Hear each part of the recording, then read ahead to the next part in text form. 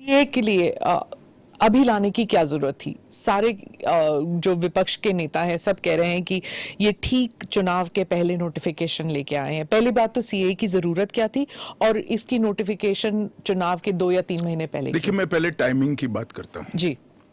सारे विपक्षी दल, ओवैसी हो, राहुल गांधी जी हो या अरविंद केजरीवाल हो या ममता जी हो, ये झूठ की राजनीति कर रहे हैं।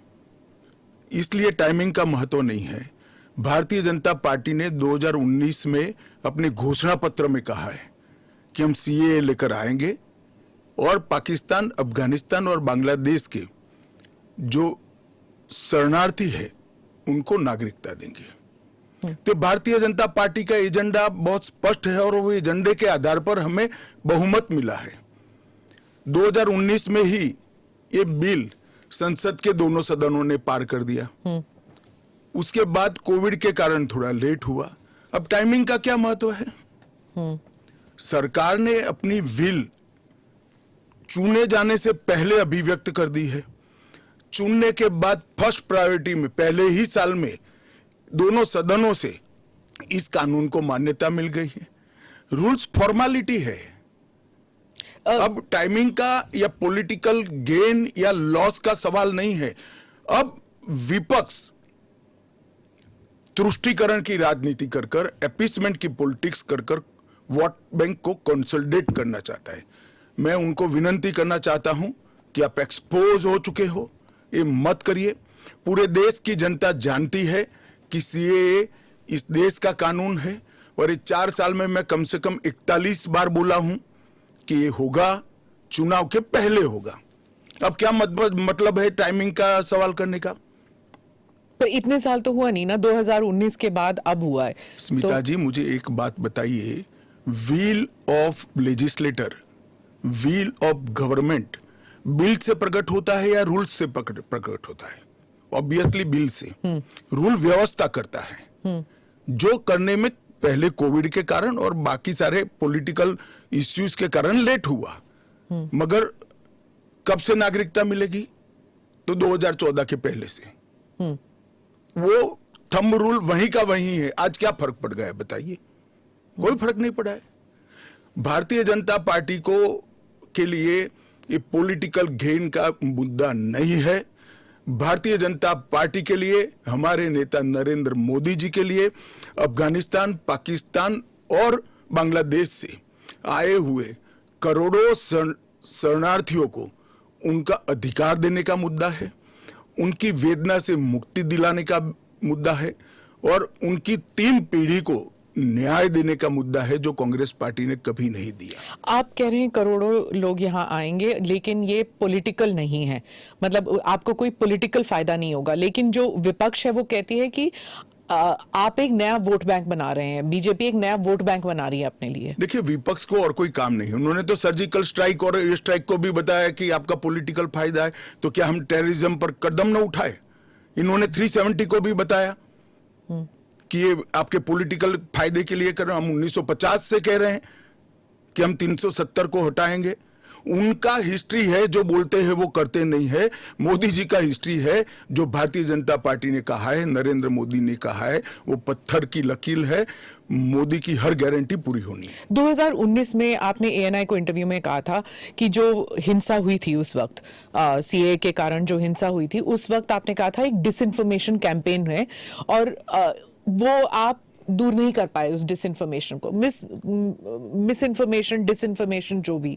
इस बार क्या पार्टी जो है या सरकार जो है उसको अलग कर पाई है? सुमिता जी, दरमियान में मैंने कहा 41 टाइम, 41 बार अलग अलग मंचों से इसके बारे में मैंने डिटेल बात करी है कि इस देश के अल्पसंख्यक माइनॉरिटीज या तो किसी और व्यक्ति को डरने की जरूरत नहीं है, क्योंकि सीएए में किसी की नागरिकता लेने का प्रावधान ही नहीं है। सीएए सिर्फ और सिर्फ 3 देश, अफगानिस्तान, पाकिस्तान और बांग्लादेश से हिंदू, सिख, बौद्ध, क्रिश्चियन और पारसी, जो जैन और पारसी शरणार्थी आए हैं, इनको उनका अधिकार देने का कानून है, नागरिकता देने का कानून है, जिससे इनके जीवन की वेदनाओं को हम कम कर पाए। मैं बाकी रिलीजन्स के बारे में बाद में आती हूँ, पहले मुसलमान समुदाय के बारे में बात करते हैं, क्योंकि चाहे ओवैसी साहब हों, चाहे ममता बनर्जी हों, और फिर बहुत से विदेशी मीडिया जो है वो भी कह रही है it's an anti Muslim law, because आप मुसलमानों को नहीं शामिल कर रहे हैं, तो वो क्राइटेरिया ही है कि मुसलमान नहीं होने चाहिए। ऐसा नहीं है। आप इस लॉ को आइसोलेशन में नहीं दे सकते। इस देश का एक इतिहास है। 15 अगस्त 1947 को देश का विभाजन हो गया, देश 3 हिस्सों में बंट गया। वो बैकग्राउंड है। भारतीय जनसंघ, भारतीय जनता पार्टी हमेशा विभाजन का विरोध किया। हम कभी सहमत नहीं थे। इस देश का विभाजन धर्म के आधार पर होना ही नहीं चाहिए था, मगर उस वक्त किया गया। जब धर्म के आधार पर आप विभाजन करते हो और वहां जो अल्पसंख्यक है उन लोगों पर ढेर सारे अत्याचार हो, धर्म परिवर्तन कराया जाए, इनकी महिलाओं को अपमानित किया जाए, वो माँ बहन बेटी के लिए वो शरण में आए भारत की, तो क्या उसको यहां नागरिकता का अधिकार नहीं है? और स्वयं कांग्रेस के नेताओं ने आजादी के वक्त सैकड़ों भाषणों में कहा है कि अभी मारकाट चल रही है, अभी जहां है वहां रह जाइए, बाद में जब कभी भी भारत में आएंगे आपका स्वागत है। परंतु बाद में इलेक्टोरल पॉलिटिक्स चालू हुई, वोट बैंक की राजनीति चालू हुई। अपीसमेंट के कारण वो वादा कांग्रेस पार्टी ने कभी पूरा नहीं किया जो आज नरेंद्र मोदी पूरा कर रहे हैं। सर, जो बाकी समुदाय, बाकी जो रिलीजन्स हैं, चाहे हिंदूज हैं, जैन हैं, बुद्ध हैं, सिख हैं, उन सबको तो मैं मानती हूँ, ठीक है, देवर रिलीजन्स बॉर्न इन इंडिया। नहीं, आंकड़े पर पारसी और अगर आप पारसी और ईसाइयों को ला सकते हैं, वो जो रिलीजन्स है, they were not born in India, तो अगर आप पारसी और ईसाइयों को ला सकते हैं तो मुसलमानों को क्यों नहीं? देखिए, मुस्लिम आबादी के लिए ही वो हिस्सा आज भारत का भाग नहीं है। वो भूमि इसीलिए दे दी गई थी। फिर तो हर देश से अव्यवस्था से जो आना चाहिए, इसके लिए भारत के दरवाजे खोल लो। भारत कहां बचता है? अखंड भारत के जो लोग हिस्सा थे और जिन पर धार्मिक प्रताड़ना हुई है, उसको शरण देना मैं मानता हूं हमारी नैतिक जिम्मेदारी है और हमारी कॉन्स्टिट्यूशनल रिस्पॉन्सिबिलिटी। और स्मिता जी, आप आंकड़े की गहराई में जाइए। जब विभाजन हुआ तब पाकिस्तान में 23% हिंदू थे, हिंदू और सिख थे। आज 3.7% बच गए। कहां गए सारे? इतने सारे तो यहां आए नहीं। धर्म परिवर्तन हुआ, अपमानित किया गया, दोयम दर्जे के नागरिक के नाते इनको रखा गया। कहां जाएंगे ये लोग? क्या देश इसका विचार नहीं करेगा? देश की पार्लियामेंट इसका विचार नहीं करेगी? देश की पॉलिटिकल पार्टियों ने इनका विचार नहीं करना चाहिए? इसमें अहमदी मैं है, बांग्लादेश भी है। मैं बांग्लादेश की बात करता हूं जी। 1951 में हिंदुओं का प्रतिशत 22% था। मैं 51 की बात कर रहा हूं। बांग्लादेश की 51 के आंकड़े ऊपर हमारे पास है। 2011 की जनगणना में वो 10% रह गए। कहां गए वो लोग? अफगानिस्तान 1992 के पूर्व, मैं 92 के आंकड़े मेरे पास लगभग 2 लाख सिख और हिंदू थे और आज करीब 500 बच गए। क्या इन लोगों को अपनी बिलीफ से जीने का अधिकार नहीं है? वो जब भारत एक था तब हमारे ही थे, हमारे ही भाई है, हमारी ही बहन है, हमारी ही माता है। अगर यही थियोरी को आप अपना लो तो पार्टीशन के बाद इतने सारे शरणार्थियों को क्यों लिया? उसका भी तर्क नहीं है फिर तो वही मैं पूछूंगी कि आपने कहा कि धर्म के आधार पर दूसरा मुल्क बना, वहां पर शिया और अहमदी, बलोच, ये भी तो प्रताड़ित है वहां पर। देखिए, वो प्रताड़ना आंकड़ों के आधार पर इतनी सिद्ध नहीं की जाती और पूरी दुनिया में सारा ब्लॉक मुस्लिम ब्लॉक माना जाता है। आप मेरी बात समझ कर चलिए। और शिया, अहमदिया वो तो छोड़िए, मुसलमान को भी अधिकार है यहाँ एप्लीकेशन करने का। हमारे संविधान ने रास्ता खोला है, वो एप्लीकेशन कर रेफ्यूजी के तौर पर ना रेफ्यूजी के तौर पर नहीं, नागरिकता लेने के लिए अप्लाई कर सकते हैं। भारत सरकार इनकी भारत की सुरक्षा और भारत की बाकी सारी चीजों को देखते हुए उसका निर्णय करेगी। अच्छा, तो एक रास्ता council या किसी कुछ- के लिए बंद नहीं है। अच्छा। ये स्पेशल एक्ट इसलिए बनाया है कि ये किसी भी वैध डॉक्यूमेंट के बगैर शरण में आए हैं, बॉर्डर क्रॉस कर कर आ गए हैं। तो अब आपने पोर्टल भी खोल दिया है, उसमें वो सारे डिटेल्स करेंगे। वो पोर्टल सुरक्षित है, और अगर किसी के पास दस्तावेज नहीं है तो क्या अब वो ना नागरिक है, ना माइग्रेंट है, ना रेफ्यूजी है, क्या बन जाते हैं? देखिए, मैं आपको बताता हूं, जिनके पास दस्तावेज नहीं है इसका रास्ता हम बाद में ढूंढेंगे, परंतु जिनके पास दस्तावेज है वो मेरे एक रफ अंदाज से 85% से ज्यादा है। और कितनी देर लगेगी, क्योंकि उन्हें एक ओथ भी लेना पड़ेगा। हमने कोई उसे- समय मर्यादा नहीं रखी है। अच्छा। आराम से सब लोग एप्लीकेशन करें। मैं सबको अपील करता हूं, आप आराम से करिए।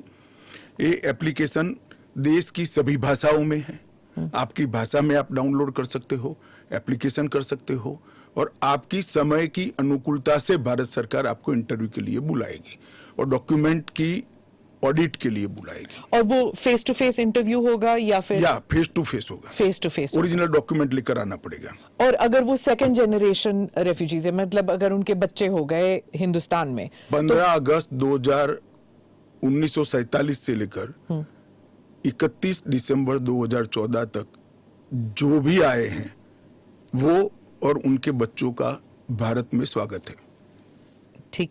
मैं आपके आलोचक के जो कमेंट्स हैं उनको पढ़ती हूँ, और आप बताइए। जो दिल्ली के चीफ मिनिस्टर हैं वो कहते हैं, वो सवाल उठा रहे हैं। उन्होंने कहा कि ये जो अंधाधुंध लोग आएंगे, बीजेपी उन्हें नागरिकता देगी, उससे थेफ्ट, रॉबरीज, रेप बढ़ जाएगा।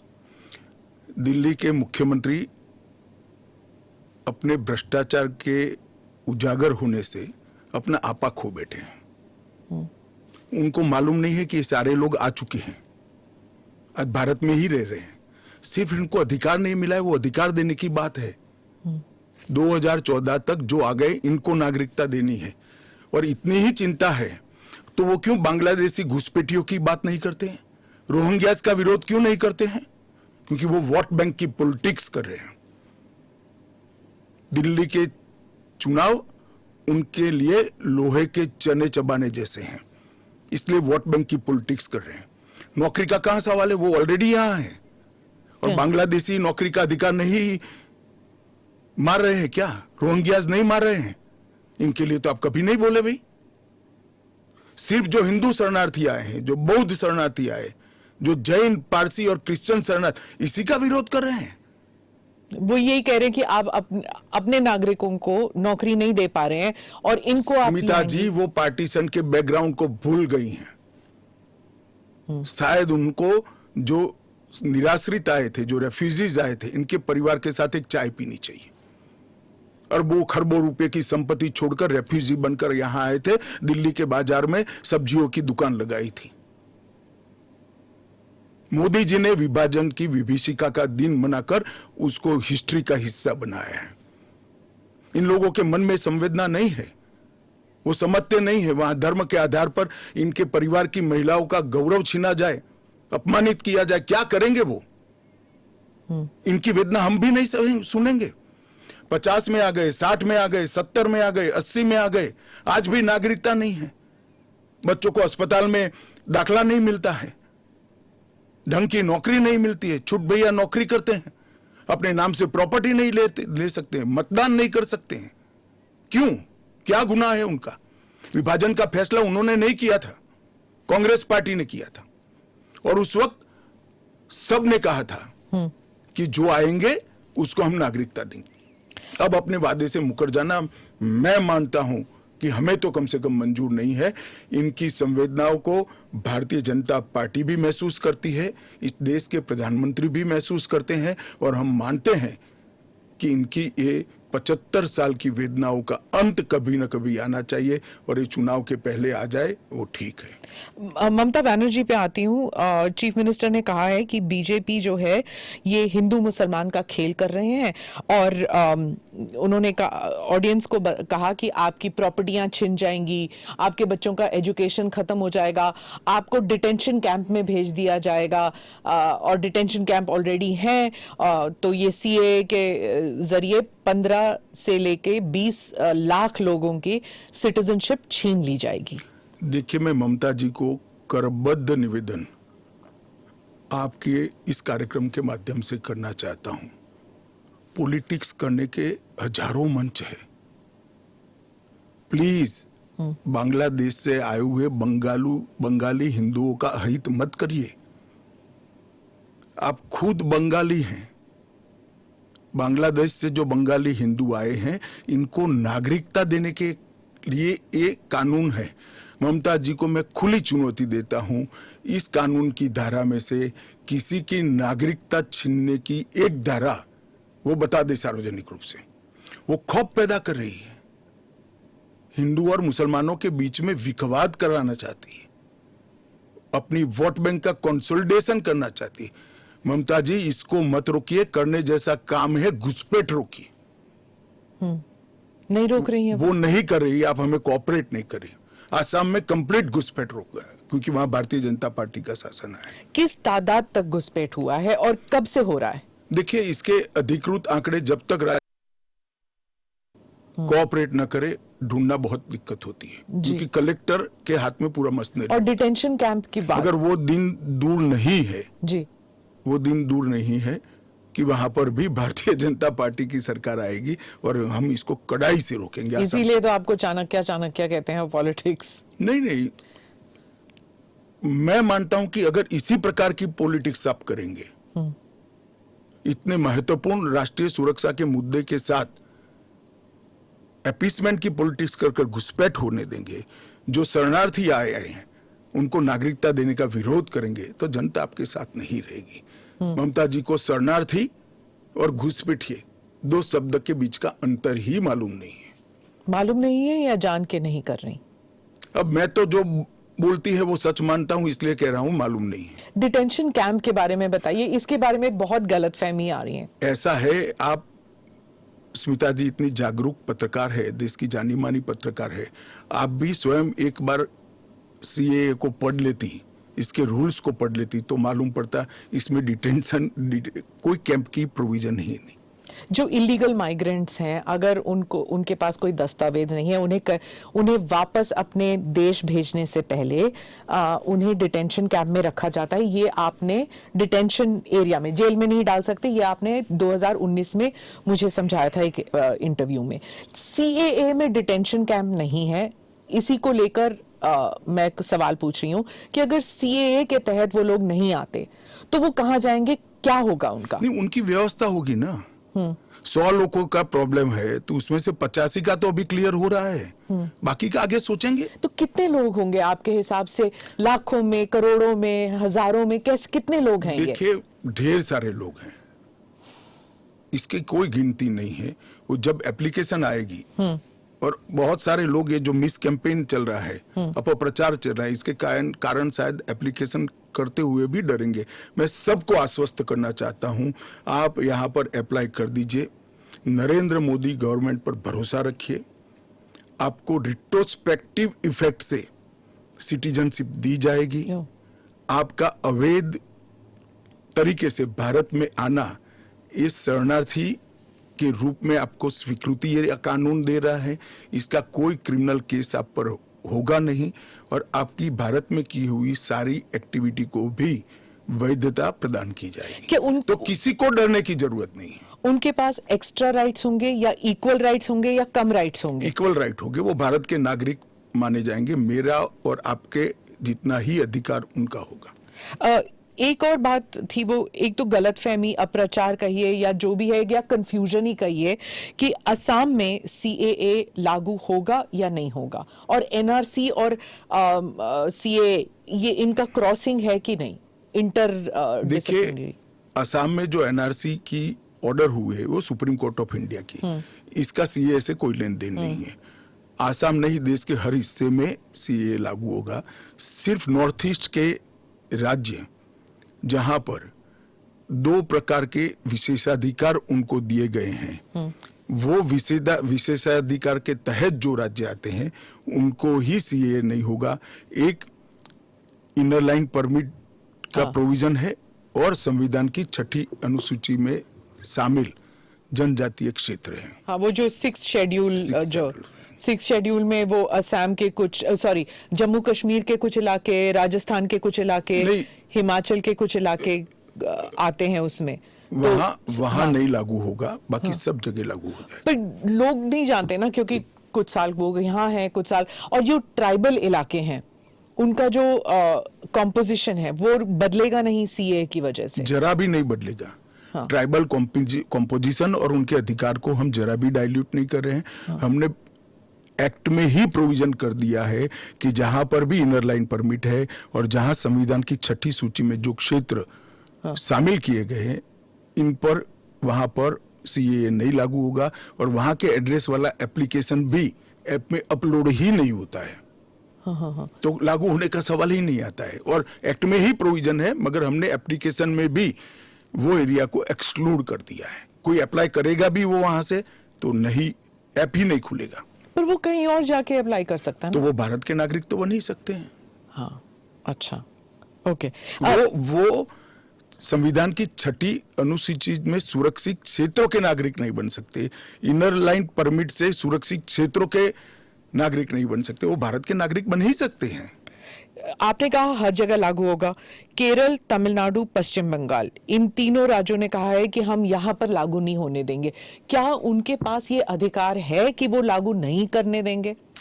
वो भी समझ रहे हैं कि उनको अधिकार नहीं है। हमारे संविधान के अनुच्छेद 11 में संसद ने नागरिकता के बारे में कानून बनाने का अधिकार केवल और केवल भारत की संसद को दिया गया है। एक केंद्र का विषय है, केंद्र और राज्यों का साझा विषय नहीं है। तो नागरिकता के बारे में कानून और कानून का इम्प्लीमेंटेशन, वो दोनों हमारे संविधान की 246/1 अनुच्छेद के माध्यम से इसको शेड्यूल 7 में डाला गया है, जो केंद्र की, इसकी तमाम शक्तियां केंद्र को दी गई है। पर जैसे वेरिफिकेशन वगैरह है, पूरा जो ग्राउंड पे तो चेकिंग होगी ना, वो सब तो स्टेट गवर्नमेंट ही करेंगे। क्या वेरीफाई करना है? सिर्फ पोर्टल के थ्रू? वो तो इंटरव्यू में लेकर आएंगे कि मैं बांग्लादेश से आया हूं, देखिए मेरा पुराना डॉक्यूमेंट है। और वो राज्य में नहीं होगा इंटरव्यू? इंटरव्यू राज्य में भी हो सकता है, भारत सरकार करेगी। तो कोऑपरेशन की जरूरत नहीं है, क्योंकि ये करना ही होगा। मैं मानता हूं चुनाव के बाद सब कोऑपरेट करेंगे। ये पॉलिटिक्स के लिए गलत प्रचार कर रहे हैं, अपीसमेंट की पॉलिटिक्स। और क्या यहाँ मतलब बांग्लादेश, अफगानिस्तान, पाकिस्तान के जो शरणार्थी हैं, क्या वो तमिलनाडु में गए हैं? वहां पर मतलब स्टालिन इसको इतना बड़ा, भाई मैं कोई पॉसिबिलिटी छोड़ना नहीं चाहता। हाँ। एक भी है तो उसको नागरिकता देंगे। जी। जयराम रमेश, कांग्रेस के नेता, ने कहा है कि ये अनकॉन्स्टिट्यूशनल है। शशि थरूर कहते हैं कि अगर कांग्रेस जीत जाती है इलेक्शन या इंडिया अलायंस जीत जाती है तो ये सीएए को रिपील कर दिया जाएगा। क्या कहेंगे आप? देखिए, उनको भी मालूम है कि इंडिया अलायंस सत्ता में नहीं आना है। मैं आज आपके चैनल पर कहना चाहता हूं, सीए के कानून को भारतीय जनता पार्टी की सरकार लाई है, नरेंद्र मोदी सरकार लाई है। इसको रिपील करना असंभव है। हम पूरे देश को जागरूक करेंगे और रिपील करने वालों को कहीं पर स्थान ही न मिले, इस स्थिति होगी।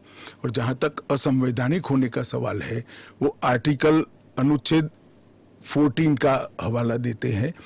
वो भूल जाते हैं कि अनुच्छेद 14 में 2 अपवाद रखे हुए हैं। एक रीजनेबल क्लासिफिकेशन का अपवाद है और दूसरा कानून के उद्देश्यों के साथ लॉजिकल संबंध होना चाहिए। तो वो आर्टिकल 14 का वायोलेशन नहीं करता है। इसमें रीजनेबल क्लासिफिकेशन बहुत स्पष्ट है कि जिन लोगों पर भारत के पुराने हिस्सों में आज वो विभाजन के कारण देश से कटे हैं, अफगानिस्तान, पाकिस्तान और बांग्लादेश में, जिन लोगों पर धार्मिक प्रताड़ना होने के कारण जो भारत की शरण में आए हैं, उसके लिए एक कानून है। तो रीजनेबल क्लासिफिकेशन बहुत स्पष्ट है और इसलिए ये पूरी तरह से संवैधानिक कानून है। एक और क्रिटिसिज्म है, महबूबा मुफ्ती कहती हैं कि ये सुप्रीम कोर्ट में जो है उसकी सुनवाई अभी बाकी है, तो इतनी जल्दबाजी क्यों?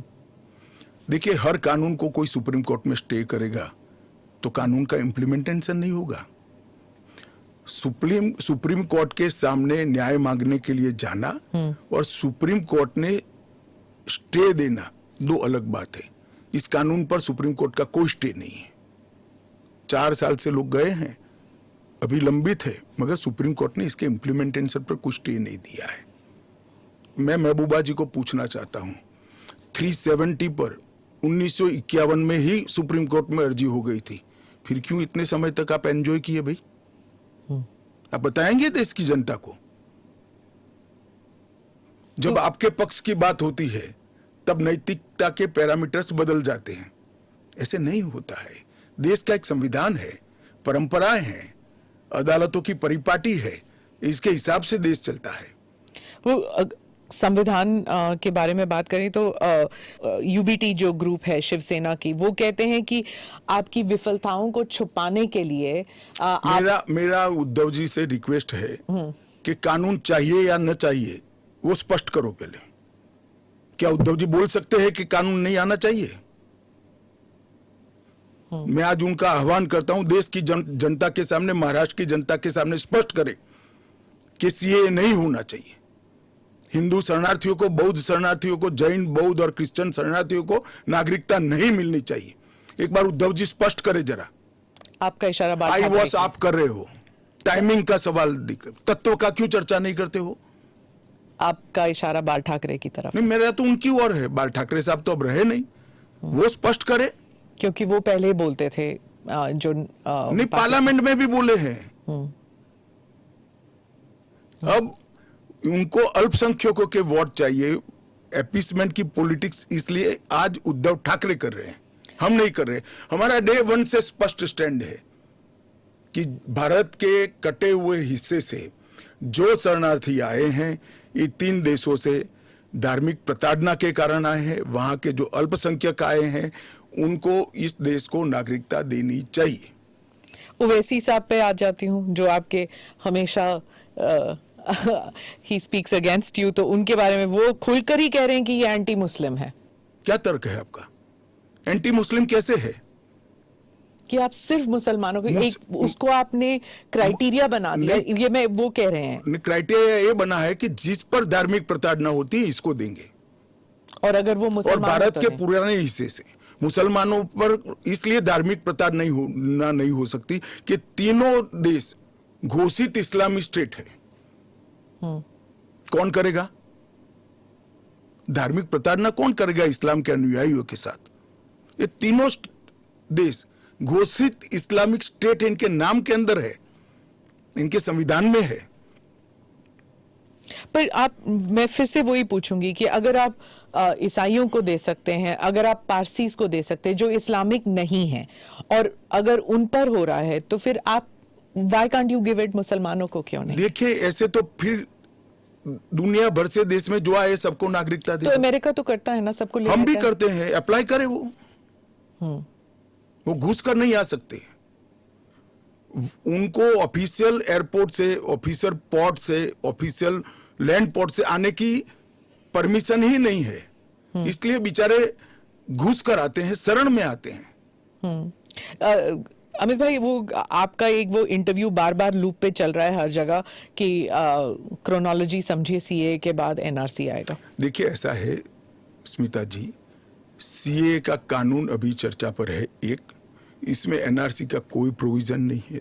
2, इसमें किसी की नागरिकता छीनने का कोई प्रोविजन नहीं है। 3, अगर विपक्ष को ये चाहिए कि उनसे चर्चा हो, तो कोई भी कानून करने से पहले और बाद में संसद में चर्चा होती ही है। तो दोनों को मिक्सअप कर आप क्या लेना चाहते हो? अभी सिर्फ सीए चर्चा में है। जैसे सीए को इतना वक्त लगा, जिस तरह फार्म लॉज को रोल बैक किया गया क्योंकि सच अ लॉट ऑफ बैकलैश, तो क्या अगर इंटरनेशनल प्रेस में आने लगे और अगर यहाँ पर सड़कों पर लोग उतर आए, तो क्या ये भी वापस ले लिया जाएगा? देखिए, सीए का कानून कभी वापस नहीं जाएगा, और भारत की नागरिकता सुनिश्चित करना ये भारत का विषय है, भारत की संप्रभुता का निर्णय है, इसके साथ हम कोई कॉम्प्रोमाइज नहीं कर सकते। जब हम ट्राइबल एरियाज की बात करते हैं, अभी आपने कहा कि जो 6 शेड्यूल और जो काउंसिल्स, ट्राइबल काउंसिल्स का एरिया था, वहाँ पर ये ऑटोनोमस काउंसिल्स जहाँ पर हैं वहाँ पर नहीं होगा, लागू नहीं होगा। इन एरियाज में जो है डेवलपमेंट होता नहीं है क्योंकि इतने सारे लेवल्स ऑफ गवर्नेंस होते हैं वहाँ पर। आप 2 दशक पहले की बात कर रही हैं। हाँ। आज वहां जाकर आइए, मोदी जी ने पूरे नॉर्थ ईस्ट में एयरपोर्ट वगैरह, हाँ, एयरपोर्ट बना दिए, रेल पहुंचने को आ गई, रोड बना दिए, हर घर में बिजली पहुंच गई, शौचालय पहुंच गया, हर घर में स्वास्थ्य की सुविधाएं पहुंच गई, गैस का सिलेंडर पहुंच गया, शिक्षा की भी उच्चतम शिक्षा संस्थान आज नॉर्थ ईस्ट में एस्टैब्लिश हुए हैं। जो पोर्टल से जब इनको नागरिकता मिलेगी, इससे उनको क्या क्या सुविधाएं मिलेगी? क्या आम नागरिक की तरह, या फिर जैसे उनको ये दिखाना पड़ेगा कि हाँ CAA के तहत हमको नागरिकता मिली है? क्या ये अलग आइडेंटिटी? ना ना ना ना ना, वो भारत के आम नागरिक की तरह ही भारत के नागरिकों की सूची में सम्मान के साथ समाहित हो जाएंगे, और उनको मेरे और आपके जितना ही अधिकार होगा। वो चुनाव भी लड़ सकते हैं, MLA भी बन सकते हैं, MP भी बन सकते हैं, मुख्यमंत्री या केंद्र सरकार के मंत्री भी बन सकते हैं। राहुल गांधी जो न्याय यात्रा में बार बार CAA भी उठा रहे हैं और बाकी विषयों पर भी सरकार पर आरोप लगाते हैं कि अपनी विफलताओं को छुपाने के लिए कभी CAA लागू कर रहे हैं मेरा तो आपसे कभी... रिक्वेस्ट है जी, कांग्रेस में आपकी अच्छी खासी पहुंच है, इस विषय पर राहुल जी से एक बार चर्चा करके डिटेल पूछ लो जरा। वो चर्चा नहीं कर रहे ना, वो मीडिया को वहां पर कह रहे हैं कि मीडिया जो है वो चर्चा नहीं करना चाहती क्योंकि वो हमारे हाथ बंधे हुए हैं, हमारा मुंह बंद है। नहीं, मगर इस कमरे में बैठकर आपको इंटरव्यू करे CAA पर और समझाए, जो वो बोल रहे हैं वो इतना समझा दे जनता को। राजनीति के अंदर आपके निर्णय को जस्टिफाई करने की जिम्मेदारी आपकी होती है। जैसे मेरी सरकार का फैसला ऐसी है, इसके बारे में मेरी पार्टी के तर्क, मेरी गवर्नमेंट के तर्क, और क्यों ये देश के हित में है मुझे समझाना पड़ता है। जरा राहुल गांधी जी आपके इसी कमरे में आकर देश को समझा दे कि क्यों विरोध में है। आप कहते हैं कि ये राजनीतिक नहीं है, लेकिन आपके जो राजनीतिक स्पीचेस हैं, तेलंगाना में आपने कहा, जब आप अपने वायदे गिनते हैं कि ये वायदे हमने पूरे किए, तो CAA भी उसमें है, तो इसमें राजनीतिक कहां से हो गया? तो फिर आपके तो हमारा एक वादा था कि देश के अर्थतंत्र को सुधारेंगे, तो क्या अर्थतंत्र मत सुधारो, पॉलिटिक्स कर रहे हो। फिर राजनीतिक कहां से हो गया? हम मानते हैं CAA देश के हित में है, इनका अधिकार है, इसलिए हमने दिया है। पॉलिटिक्स कहां से? वो भी कहे ना देना चाहिए। अगर राजनीतिक फायदा है तो उनको कौन रोक रहा है? पर CAA पे तो बहस हुआ नहीं ना, वो बात पास हो गया, उसके बाद पास कैसे हो गया? पार्लियामेंट में पूरी बहस करी हमने। तो अगर 400 सीट आते तो क्या वो फुल लाइसेंस हो जाता है कि आपके हिसाब से कि जनता ने कहा कि हमने आपको 400 सीट दी है, अब आप जो भी देश हित में समझे वो करते जाइए। ऐसे लाइसेंस जिन्होंने उपयोग करे, हमने तो कभी नहीं करे। हमने तो जनता ने जब जब आशीर्वाद दिया बड़ी जिम्मेदारी के साथ देश चलाया, चाहे अटल जी हो चाहे नरेंद्र भाई हो। इंदिरा गांधी ने एक बार लाइसेंस का दुरुपयोग किया था और फिर स्वयं चुनाव हार गई थी। तो इसका भी मैकेनिज्म पड़ा है ना। जो लाइसेंस का दुरुपयोग करेगा उसका भी मैकेनिज्म है। हमारे 5 साल के बाद पब्लिक के सामने जाना है, यहां समाप्त नहीं हो जाता है। ये आप कह रहे हैं, लेकिन जैसे फॉरेन मीडिया को अगर आप देखें, वो कह रहे हैं कि एक के बाद एक जो आपने किया, चाहे ट्रिपल तलाक हो, 370 हो, CAA हो। एक सेकंड, फॉरेन मीडिया को पूछे उनके देश में ट्रिपल तलाक है क्या? नहीं है। उनके देश में मुस्लिम पर्सनल लॉ है क्या? उनके देश में एक भी स्टेट में 370 जैसा प्रोविजन है क्या? फिर हमारे में हिंदू लॉ भी तो है, सक्सेशन लॉ है। इसका नाम हिंदू लॉ है, वो देश का नागरिक कानून ही है। फिर मैं उसी सवाल पे आती हूँ, चाहे CAA हो, UCC हो, या UCC नहीं, CAA हो, या फिर 370 हो, ट्रिपल तलाक हो, ये सब आपकी मेजॉरिटी की वजह से ये सब स्मूथली हो गया। अगर आप 400 लेकर आते हैं तो फिर तो कुछ और ही हो सकता है, इन द सेंस कि प्रियम्बल तक आप बदल सकते हैं, सोशलिज्म हटा देंगे, सेक्युलरिज्म हटा देंगे। संविधान की रचना करते वक्त ये सारी चीजें बहुत सोच समझकर बनाई गई हैं। तो मुझे बताइए कि जब जवाहरलाल नेहरू जी की पूर्ण बहुमत होती थी, इंदिरा जी की होती थी, राजीव गांधी को 400 सीट मिल गई, तो उस वक्त सब उचित था? नहीं था ना, इसीलिए तो उन्हें हटा दिया गया। तो हम भी नहीं करेंगे, उचित नहीं करेंगे, हम संयम नहीं रखेंगे, सेल्फ डिसिप्लिन नहीं रखेंगे, तो हमें भी बदल देंगे। ये तो कोई तर्क नहीं हुआ। देखिए, नरेंद्र मोदी के पास, इस देश के प्रधानमंत्री के पास 10 साल का ए ग्रेड पास्ट रिकॉर्ड है और 25 साल का प्लानिंग है। 25 और साल 25 साल का प्लानिंग उन्होंने बनाया है कि 15 अगस्त 2047 को भारत पूर्ण विकसित भारत होगा। और उन्होंने पहली बार सरकार की मदद से नहीं, देश के 130 करोड़ लोगों को आह्वान लेकर संकल्प करा है कि सभी लोग जुटे। और ये 25 साल भारत को महान बनाने के 25 साल है। और मुझे बड़ा गर्व है कि मेरे नेता के आह्वान पर पूरा देश आज इस संकल्प से संकल्पित होकर अमृत काल के लिए तैयार होकर खड़ा है। इसके साथ साथ इस देश में गुड गवर्नेंस, इस देश के अर्थतंत्र को दुनिया के प्रमुख अर्थतंत्रों में शुमार करना, दुनिया भर के टेक्नोलॉजी और R&D के लिए एक प्लेटफॉर्म बनाना, भारत को मैन्युफैक्चरिंग का हब बनाना, भारत को हर क्षेत्र में आत्मनिर्भर बनाना, इस देश की शिक्षा व्यवस्था को दुनिया के साथ और दुनिया से आगे ले जाने का प्रयास करना, ये सारी चीजें हमने करी है और ये भी हमारा एजेंडा है। मगर आप जब हमारे भाषण में से कुछ चुन लेती हो तो यही मुद्दे चुनती हो। अगर आप चुनाव जीतते हैं अगले 5 साल में एजेंडा क्या होगा? चलिए, एजेंडा हमारा घोषणा पत्र आएगा, इसमें आ जाएगा। आपका बहुत बहुत धन्यवाद। चलिए, धन्यवाद धन्यवाद।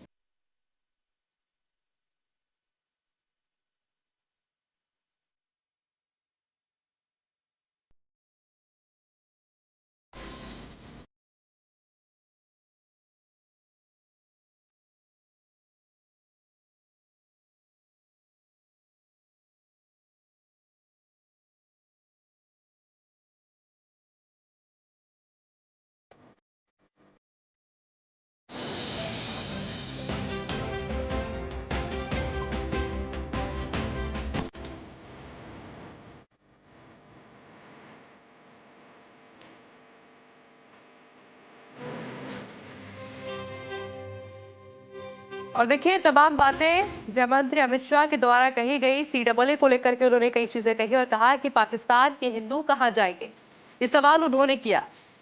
जिनके पास दस्तावेज नहीं है उसका रास्ता हम ढूंढेंगे। और उन्होंने कहा कि CAA पर विपक्ष झूठी राजनीति कर रहा है।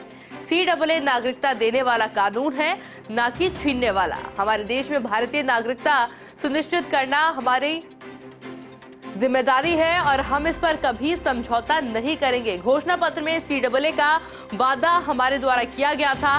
भाजपा के लिए राजनीति का मुद्दा नहीं है और घोषणा पत्र में जो कहा गया था वो करके दिखा है। मोदी की हर गारंटी पूरी होने वाली गारंटी है। CAA को लेकर ममता बनर्जी ने निशाना साधा। CAA पर ममता बनर्जी के बयान पर अमित शाह ने कहा है कि वह दिन दूर नहीं है जो बीजेपी बंगाल में सत्ता में रहेगी। अगर आप इस तरह की राजनीति करते हैं और इतने महत्वपूर्ण राष्ट्रीय सुरक्षा मुद्दे के साथ में, तो ये सही नहीं है।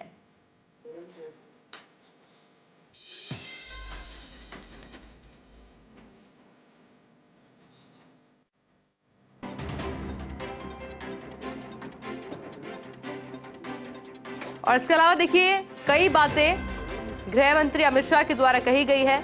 विपक्ष कहता है कि भाजपा ने राजनीति की है।